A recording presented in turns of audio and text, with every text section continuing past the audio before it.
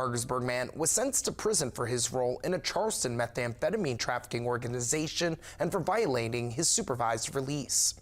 Anthony Maury was sentenced to 9 years in prison, followed by 4 years of supervised release for conspiracy to distribute 50 grams or more of a mixture and substance containing meth.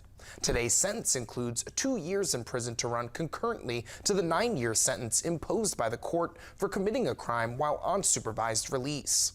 According to court documents, Maury helped facilitate meetings where large amounts of meth were exchanged for distribution. He is one of 4 people who have been indicted as part of the drug trafficking organization.